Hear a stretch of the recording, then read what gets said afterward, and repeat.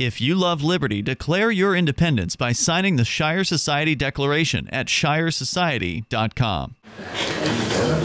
Representative Burridge, you now have the floor. Thank you, Chairman Welsh and my fellow members. I just saw a social psychology event. When people are opposed to something, they're around, and when they're for something, they're not necessarily here. There's folks who left. I'm going to make the assumption they would have been with me. I'm glad you're laughing. So this is not a felony. This is not an anti-gun bill. It's anti-knucklehead bill. You know, that one comedian once said, the thing about common sense is, it's not so common. So if you look at my bill, why would anyone want to open carry a gun in these places? I've talked, these places that are listed, like people who provide medical services, people who work at polling places, I've talked to them, people who are around colleges, I've talked to them, bars, all these different folks that are listed that are prohibiting open carry said, yeah, this is a good idea. We've even seen newspapers about it. So this is not a laughing matter. So this does not intrude on folks who already have carrying concealed because they don't have a felony. This would concern folks who are going to brandish or do all those other things this committee has seen over time. This is a common sense thing. Some folks need to have a look at things a little different. Oh yeah, okay, I got to put a jacket on because I'm around, I'm going to go vote. You know, I don't want to send a mixed message to Hillary folks or Trump folks, whoever. I don't want to do that. So this is a common sense thing. When you go to get medical services, the administrator in Keene's hospital, we have scenarios where it's life and death situations. People have strong emotions, just like polling places. You know, is a person gonna survive this emergency procedure? We don't want that in here. And you've heard all previous testimony. I want to borrow all of it and apply it to mine. So if you can look at this, you know, so it doesn't intrude on anyone. It just adds a little more common sense. And there's one thing I wanted to bring up, and I was listening to my chair. I visited Austin, Texas, because Texas got brought up a lot. Well, I'm going to pass around this. I only have one. I took a picture of a sign that folks typically post when they don't want you to open carry in their private business. It was a breakfast place, and rather than a big circle with a slash through it, this one had the slash bump. It had the devil's fork. So it's kind of interesting. And the other observation I made in Austin, Texas was when you went into the State House, you had to go through airport security to go into the State House. People inside were nice. I walked past the governor's office. Right there, there was a grim-looking guy with an assault rifle at the ready. There, we don't have that here. Wow. It was really an amazing thing to see. So that's the beginning of my testimony. I'll be glad to take the questions. Well, no, you just described it as open carrying, wasn't it? Pardon me? He was doing open carrying. Oh, the officer inside? Yeah. I'm sure he was, yeah. I have a question. Yes, Representative Shanley. Thank you. Representative Burridge, are the folks, I just, with the exception of F, is it possible for A, B, C, D, and E to, on their own, simply prohibit open carry if those private businesses do choose to prohibit? Good question. Let's talk about schools that made the press. School districts who tried to stop people from carrying guns. It was in the papers, you know, and they even went to the AG's office. Recall this? It was when you go to executive, I can find those newspaper. They couldn't do anything about it. Ray here, who just testified, he had a House bill in front of us for polling places, and you know he forgot the police exception. Well, I mean, so some folks they're on a roll. I mean, they're going to get their carry concealed out. There's no way. The man deserved what he saw in his experience. He was discounted. I was embarrassed. I was embarrassed, not for all of us, that man's credibility and duty, you know? And you saw who got up and left when I mentioned that imaginary character. That's very telling. So the places, they even made the effort, the polling places, for schools even. And it went all the way to the AG's office saying, we're in a jam here, so let's end that. Just for your information, if you have a concealed carry license, you can go into a so-called gun-free school zone. My question was more about these private organizations. Do they have? They do have the right to prohibit open carry in their facility. Open. And those of us who don't want to do business with those people, we don't have to. That's right. You have to put a sign up on the building. But that doesn't cover F, which is I think what Representative Burridge was referring to. Is it just open carry or concealed carry that they can prohibit in private business? Well, all this bill does is means you can't wear it in the open. Yeah, but right now, can a private business prohibit guns? Yeah. Concealed or not? Absolutely. Concealed or not, anything. So any of these could say no. And I think you will all agree, when people see a sign that are posters, like you said, these places, it changes the culture of things. When you go into the post office, we all know, we've seen those signs. Okay, I think, do I have my ankle holster on? I tried to get John to wear one on hot days. And I brought mine, he wants to reach for it faster. But it already has a mindset by having a poster, guns with a slash through it. So before people show up, okay, they're worried about people doing postlets. Well, there's all kinds of other things that happen. So this is a start of just changing the culture so people can still carry their concealed. And they can still do their brandish. And they can still have their, they don't have to retreat. And if we don't put some structure on it, you'll lose those. Because the numbers, I don't have to tell you about the next thing that's going to happen. How many things happen after I filed this bill? We get papers, we read. There you go. Representative Burridge. Thank you, Mr. Chairman. If I could, a couple of questions. I live in Goffstown and I open carry all the time. I go to town meetings open carrying, I go to the polling place open carrying. When people see me, I like open carrying. I go to stores, restaurants, and nobody's ever bothered me other than on Valley Street, but the store's gone now. They're the only one asked me to leave. And I left. And that's the way it should be. But what I'm looking at is you list a lot of private businesses. Does the Constitution allow us to regulate private businesses? So we're going to force them not to allow guns that I carry into those businesses for a cheeseburger or whatever I go for. You still have the right to carry, John. Just conceal it. You already have that. Just conceal it. When you go to with 5,000 people around. 5,000 people aren't going to know you like Goffstown. You're a local hero, whatever it is that they prefer. Okay, he's okay. His mental health is all right. That's not going to be a problem. Don't make comments like that. I'm not sure. Yeah. I'm sure. I sat next to him.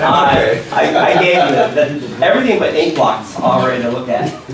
But it comes back to the Constitution. I don't think the Constitution, which I don't, even if I supported this, the Constitution does not allow us to regulate private businesses in this fashion. Sure it does. It does? Sure it does. Explain. Because we can make a law so they can not open carry in the schools. That's already been ruled on by the AG's office. And polling places, those things are to the AG's office the last time around. Both are very specific issues. And this committee knows medical procedures, the abortion clinics, the stay-away order, the other things that go on. There's a lot of institutional knowledge here about all the things in the previous bills. And I thought it was pretty nice to just make it a violation. That's why I called the knucklehead bill. And so I don't want to take away your right, because then you get a felony. Bad chance that passing. And so maybe they got burned twice. Another $100. What does it go to the third time? It's like $500 or something like that. So you don't want to do that. And why? You have to change the culture a little bit. It's overreach. see no further questions. Thank you very much. You're very welcome. Thank you all. I had fun. Ralph D'Amico. Don't forget your second that. Okay, will do. I'll do that now. Thank you, Mr. Chair. Thank you, members of the committee. My name is Ralph D'Amico. I guess I'm a little bit, not confused, but I question where is the public safety issue in this bill? I know there are some people who cringe at the sight of a firearm. Understand it. I'm not going to work to change their opinion. Personally, I carry a firearm. It's concealed. There are people who never met a holster that they liked. That in the heat of the summer, their gun is exposed on their hip, take their jacket off because it's 92 degrees out. I mean, there are all kinds of reasons why people carry exposed. Now, I travel around the state quite a bit. I can't remember the last time I saw an open carry person. And I don't know that that individual is not a police officer, a bailiff, or just an individual. I think what happens is people's sensitivities have become affected by the sight of the gun. It is statistically true and proven that in the last 10 years, gun sales, gun possession by United States citizens has skyrocketed. It is also statistically proven by the Uniform Crime Report that it's going on 18 years now. Violent crime in this country has steadily decreased every single year without exception. What we're being subject to in the media is these dramatic acts by small numbers of people that make us crazy. We look at them and we say, this is abhorrent. How can we accept this? I think this bill, number one, I'm not convinced that it's a safety issue, and this committee, in fact, is Public Safety Committee. And number two, I think that there are just people who will look at a firearm and just are repulsed by it. You know? That's fine. And that is the reason why when they see an exposed carry firearm, they want it all to change. And I got to tell you, to prohibit a firearm in a church, in light of what's happened in the last several years, is probably not a good idea.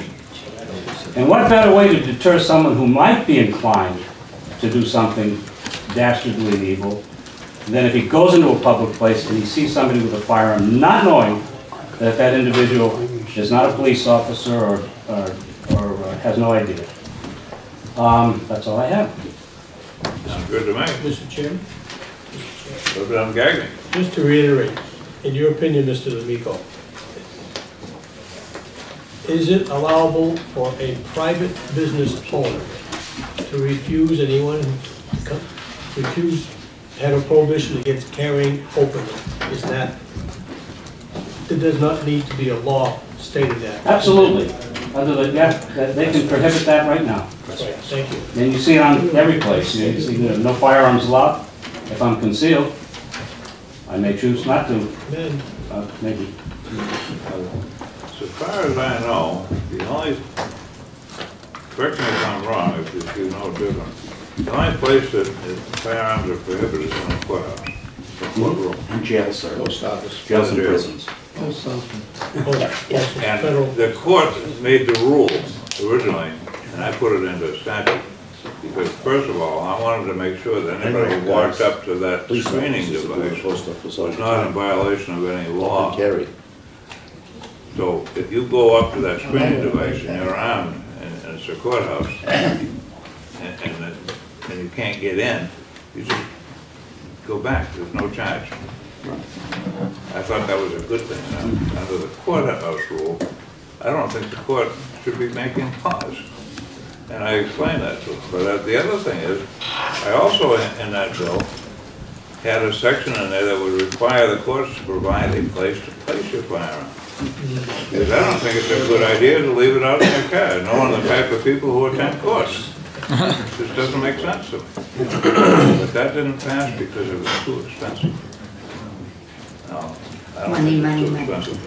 Anyway, that's my comment. I just got a question. Representative Burridge. On the first page, on the inside of page, line 18, section D, it says house of public worship, parish house, church, etc. Does the state have any right to tell the church what to do? I don't think so, no. Church and state. Thank you.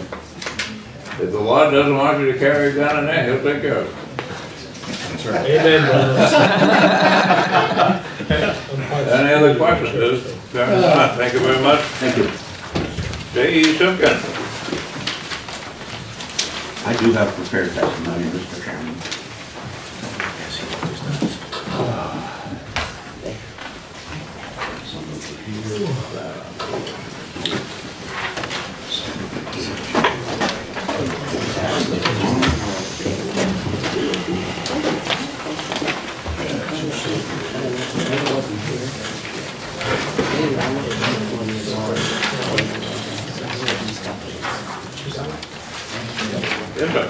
Good afternoon, Mr. Chairman and members of the committee. Thank you for hearing my testimony.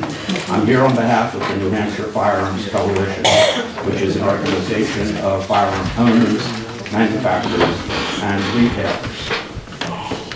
Basically, HB 1566 furthers gun control, which is a vast consumer fraud, something far nastier than was burning Madoffs.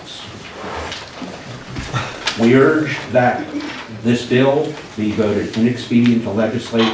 It merits no discussion. By restricting the carrying of firearms by the law-abiding, the bill promotes murder and other violent crimes. First, a point of law.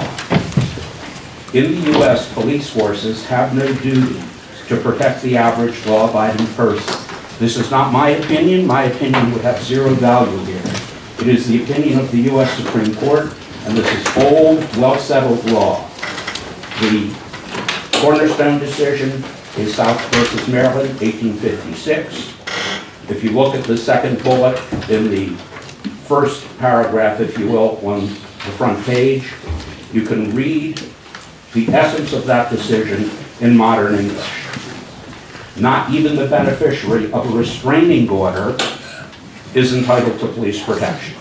Doesn't mean the police won't try, but if they don't turn up, they cannot be successfully sued. You can file the suit, it will be dismissed. The other reason that this bill is without merit is that we have had open carry in this state since forever. It plainly has not led to mayhem because New Hampshire has long had one of the lowest incidences of violent crime. At least since 2001, and if you look on the reverse side, you will see the data comparing New Hampshire to New England, other New England states. New England is home, and at least since 2001, has been home, with one exception, to the lowest incidences, note the plural, of violent crime in the United States. Disclosure, I'm an economist. I also hold a federal firearms retailer's license, so I can move comfortably back and forth between those two disciplines. The concept that we need to change our laws in a more restrictive way is beyond absurd. It's so far beyond absurd that not even NASA, which deals in really big numbers, has a number big enough to describe how far beyond absurd it is. The murder rate in 2016 in New Hampshire was 1.3 per 100,000 residents, approximately a quarter of the national average. Where's the issue here, folks? And finally, what appears very often to be missed is that gun control as a concept is mathematical nonsense. At the end of 2015, there were approximately 380 million firearms in the U.S., excluding those owned by Department of Defense, more than one per resident, of which there were about 324 million. So, and the number of residents, by the way, includes infants who usually don't own much of anything, and certainly not weapons. The idea that anyone can control these things, almost all of which are pretty easily concealable, is simply inane. It's nonsense. How does one control something that can be so easily hidden?